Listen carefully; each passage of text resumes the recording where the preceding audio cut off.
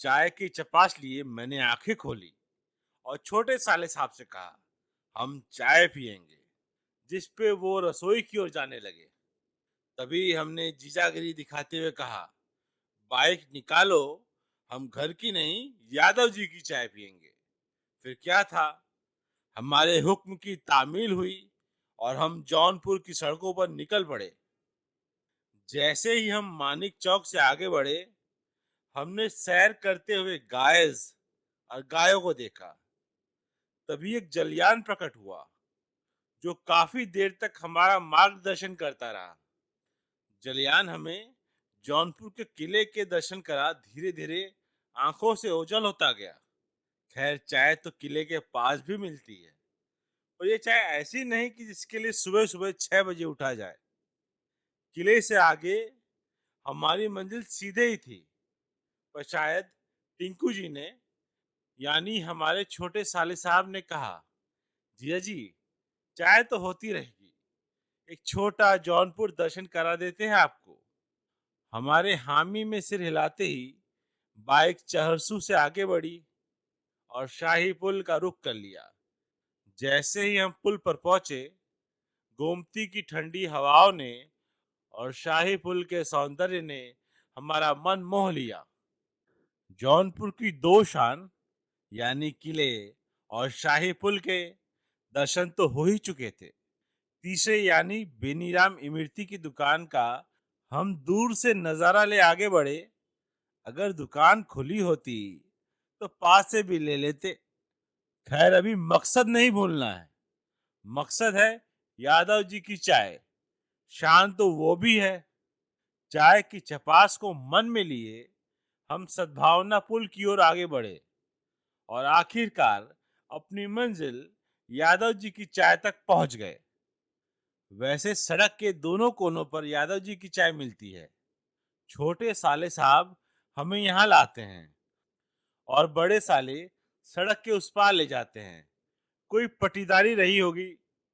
यहाँ हमने चाय पर कविता नहीं पढ़ी, बस प्यार से चाय की चुस्कियां लेते हुए सुबह का आनंद लिया। जैसे ही चाय खत्म हुई, साले साहब ने कहा, चलिए आपको जौनपुर की मरीन ड्राइव ले चलता हूँ। इतना कहते ही वो फिर से सद्भावना पुल की ओर आगे बढ़े और हमें गोमती के किनारे निर्माणाधीन घाट पे ले आए। नदी के उस पार घाट पूरा था और इस पार अधूरा। साथ ही यहाँ स्वच्छता अभियान का अभाव भी था। थोड़ी देर हमने गोमती की लहरों को निहारा और विचार किया कि आगे क्या। आगे क्या के विचार के साथ हम ससुराल लौटे और अचानक दोपहर में घोषणा की कि हम बाटी चोखा खाएंगे। इससे पहले कि बिहारी मित्र लिट्टी की ललकार ले हम पे टूट पड़े, हम उन्हें बता देना चाहते हैं कि जिसे आप लिट्टी कहते हैं, पूर्वी उत्तर प्रदेश में उसे बाटी, बट्टी और भौरी के नाम से जाना जाता है, और यहाँ लिट्टी हमारे लिए मोटी रोटी है। तो वापस आते हैं मुद्दे पर। हमारी बाटी चोखा की घोषणा पर टिंकू जी बोले, अभी ले चलते हैं आपको।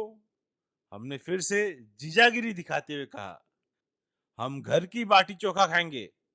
जिस पे साले साहब ने हाथ जोड़ लिए और कहा, मई की गर्मी में नहीं जीजा जी।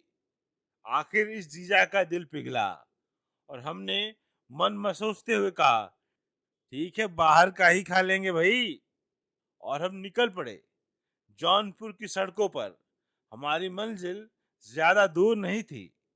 मानिक चौक से निकलते ही कुछ ही पलों में किले के पास लगे ठेलों तक पहुंच गए। यहाँ बाटी का फ्राइड वर्जन परोसा जा रहा था। चाहे सेकी हुई हो या तली, बाटी हमारे मुंह में हमेशा खलबली लाने में सफल रही है। हमारी आतुरता को देखते हुए तुरंत साले साहब ने आदेश दिया और बाटी चोखा दोने में सच कर दर्शन देने को तैयार हो गई। और इसके आगे हम क्या ही बताएं। हम पूर्वांचल वालों का बट्टी चोखा से लव अफेयर तो जग जाहिर है। देखते ही देखते हम दोने पर टूट पड़े और सब सफा चट कर दिया भाई। इससे पहले कि हम वापस ससुराल का रुख करते, हमारी नजर आम पन्ने के ठेले पर पड़ गई। अब बिना ये पन्ना पलटे हम आगे बढ़े, वो भी मई की गर्मी में, ये तो बिल्कुल नाइंसाफी हो जाएगी भाई। आंखों में आम पन्ना का ख्वाब ले हम आगे बढ़ ही रहे थे कि फिर से किसी ने हमारा ध्यान खींचा। एक बड़ी सी कढ़ाई में बाटी रूपी अप्सराएं नृत्य कर रही थी। इतना मनोरम दृश्य देख हमारी तपस्या भंग होनी ही थी। अब आप कहेंगे कि अभी तो हमने बाटी चोखा का भोग लगाया था, पर मेरे भाई, लालच भी तो कोई चीज होती है, और हम तो बचपने से लालची हैं। ठेले वाले के भेष में इंद्र फटाफट दो अप्सराएं यानी बाटियां तैयार करने लगा, और मेरे मन में आवाज उठी, जल्दी भंग करो इस सात सारथी की तपस्या। बाटी चोखा की प्लेट हाथ में आते ही पहले तो हम उसके सौंदर्य में खोए, फिर उसके स्वादों में। उन स्वादों को मैं यादों के कमरे में बिठा ही रहा था कि साले साहब ने ऐसा कुछ कहा कि हम वापस यथार्थ में लौट आए।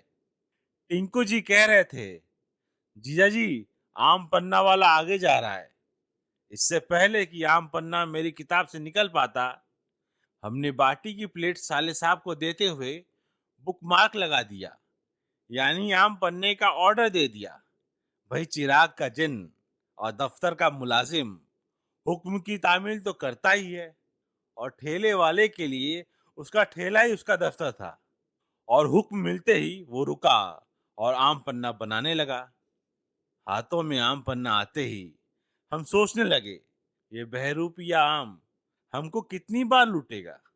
आज आम पन्ना बनाया है, कभी आम पापड़, तो कभी अचार बन के दिल चुराता है, और जब पक जाता है तो दशहरी, हापुस, चौसा, लंगड़ा, न जाने कितने नाम बदल ये आम हमें अपना दीवाना बनाता है।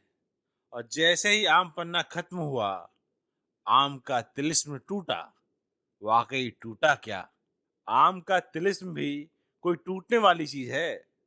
मोहब्बत में जख्म खाते रहिए, पर आम से रिश्ता निभाते रहिए।